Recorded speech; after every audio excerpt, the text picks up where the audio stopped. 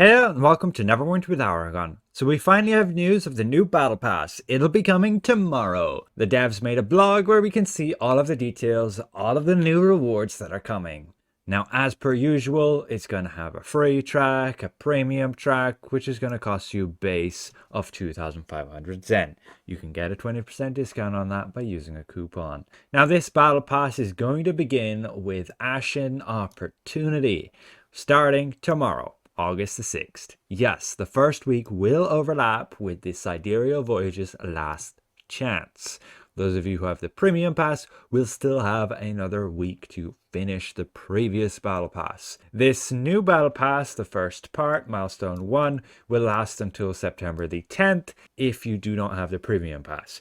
If you do so, then you can progress all the way up until the last chance period, which is going to be all the way until like November the 19th, even probably another week on from that. Now, in order to get the XP, as you will need 4,000 per milestone, you're going to have to do these certain activities. So the random skirmish and trial queue for 115 XP, the random dungeon and advanced queue for 135, and major heroics for 75. And these major heroics, I assume, will have to be within Mount Hope now. Avatar Flame here, and I believe the other one up here called Venting Anger or something. It will work exactly like previous battle passes. You have the track, the top one being free, the bottom one being if you have the premium pass, and you get the XP, and every day you can do one of those activities. You can also save them up, so you can have like 3 of them and do them all 3 in one day, getting 3 times that XP. And yes, ultimately the new rewards here for this milestone 1 will be the Volcanic Vanity Pet Choice Pack, which will bring the opportunity to obtain the Abyssal Chick, the Basilisk Simulacrum, Little Velindra, and the Mini Rainbow Cosmic Crab. These last two particularly harder to obtain. Really not sure why they're putting Little Velindra there, as it is supposedly a trial reward for a master trial, Crown of Keldagon. I do not like that adding that. That always leads to they could potentially put the mount for 200 completions of Halaster there. That would be not happy for me to see that, because this was a lot of effort to get it. And they're doing that now already with Little Velindra. Normally you would need 75 completions of that trial in order to actually purchase her. But now, yeah, you're going to be able to just get her for free. But again, it's all just vanity items, so whatever. But you will be able to get then just an upgrade token pack there with 30 split between companions and mounts, 2 enchanted keys, and a coal moat. So that's very nice for the free track. Now, if you do get the premium track, again, it's going to cost you for this entire battle pass 2,500 Zen, which you can get a 20% discount for. But you get some extra rewards, including 4 enchanted keys, 2 astral lock boxes, 10 greater shards of empowerment, and the new companion, Eric the Cavalier. You can already check out, I believe, his stats in the collections, or they may have removed it. Yes, they removed him. He used to be there, but as per the blog, we can read exactly what he's going to do. He's going to give us, in summary, the companion enhancement, giving plus defense and defense to the companion at just 5%, no proc required. So useful. Then the utility and defense enhancement, so it's the equip power. When you take damage, you'll stun the damaging creature for 3 seconds and reduce all threat against all sources by 90%. Can have some niche situations. And the combat style will be decent single target damage with medium range AoE stun and high range AoE shield. So you can see a bit more details with his powers here. And they do say, like with his equip power there, I'm just a little adventurer, that they expect this enhancement to be finding some niche uses amongst healers and DPS, and maybe in some like off-tank situations. But I don't really see how effective that will be. Usually you're better off just increase your own damage or increase your own healing. But maybe if you're running with a random tank you don't know and who struggles to have good threat, this potentially could be useful, so reducing all your threat by 90%, and it does just have a 10-second cooldown as well. It does not have to be your birthday for this effect to proc. Yeah, you just have to receive damage. So it could have some uses, to be honest. In the combat powers here, he's going to have his shield strike, so just a melee attack there, dealing some damage. Then his Griffin's Cry, this will allow him to release a pulse of energy that damages and knocks down enemies caught in the blast. The knockback distance is supposedly very minor, and the knockdown duration is like 1 second. And then he has his Griffin's Barrier, so he'll raise a barrier on everybody, shielding allies for 5% of their max health. So max target is 20, radius is 80 feet, so that's very generous. But yeah, it's just going to be 5% of your health as an extra shield, which will not stack with other companion shields, but will stack with like player shields. And the duration is just 10 seconds or until depleted with a 15-second cooldown. So overall, the companion's not going to be too bad. The power is interesting, to be honest. Reducing your threat could have uses if, again, you're running with a tank you do not trust to be able to actually hold aggro, particularly in those random queues. But let's jump back to the rewards. Ultimately, that was the entirety of Milestone 1, Ashen Opportunity. Again, lasting from August the 6th to September the 10th. Just over a month, about 5 weeks. And make sure you get that progress, do those activities, at least get your free coal moat. If you want to get the premium track, you'll get the bonus companion. Then Milestone 2, Heart Leaves Hope, lasting from September the 10th to October the 15th. Again, another 5 weeks. The activities changed a little bit, so you still have your normal skirmish or trial queue, random dungeon or advanced dungeon, but now you have to defeat a boss in Mount Hope, now lockdown, so you've got to defeat one of those giants, and that gives you the 75 Battle Pass XP. Now in terms of the rewards, as the free track, you get your 5 greater shards, a volcanic artifact choice pack, 2 enchanted keys, 300 insignia powder. Now that volcanic artifact choice pack is very interesting. It's going to give you a selection of older artifacts that are upgraded with item level to 1800 at mythic quality. That is huge. These are going to become like best in slot for secondary stats. Even having the music box to consume enemies could be very good, and the Staff of Flowers to deal a bunch of damage and have control effect. You can see all of those artifacts in collections here already. So Trobriand's Ring is going to have like a stun effect and summon a Scaladar to fight for you a little bit.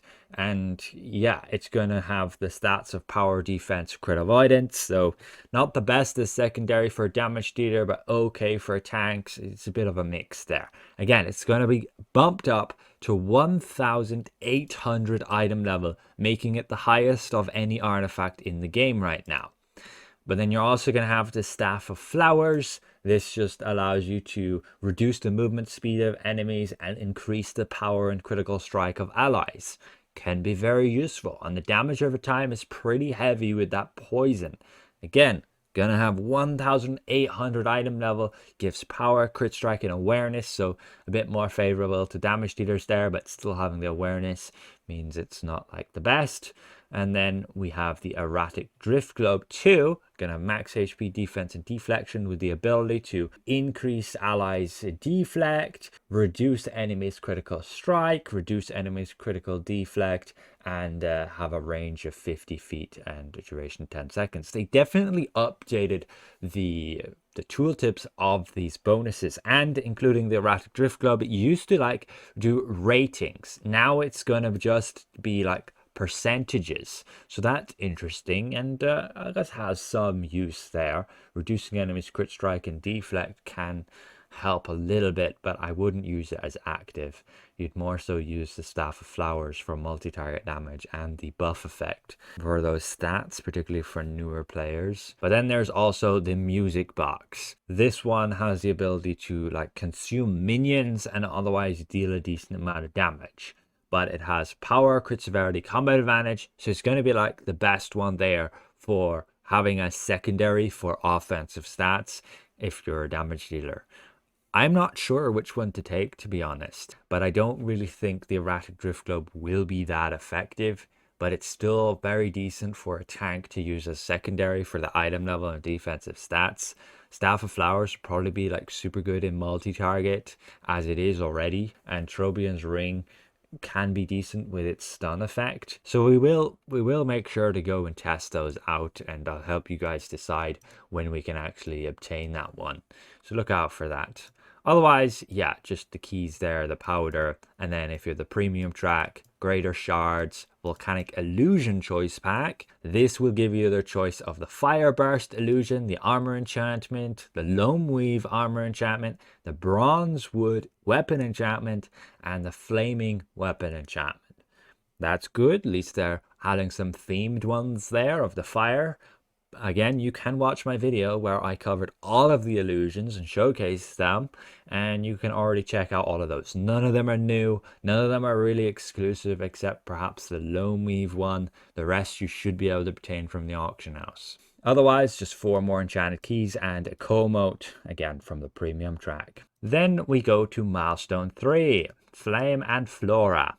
Starting then August the 15th, ending November the 19th, another about 5 weeks. Keep in mind of daylight savings. The activities change a little bit again. Now you'll just have to complete a quest in Mount Hope now for the 75 XP. The rewards again are different. The free track will give you a mythic bag of holding with a maximum of 72 slots, 10 scrolls of life, a legendary insignia choice pack, 4 enchanted keys, so nothing new there. But then the premium track, a whole bunch of upgrade tokens, 90 in total, then a volcanic mount choice pack, and this is pretty interesting. It's got some super exclusive ones, like the Blue Forged Ray Drake, which was available as from a Zen Market Rewards promotion back in 2018.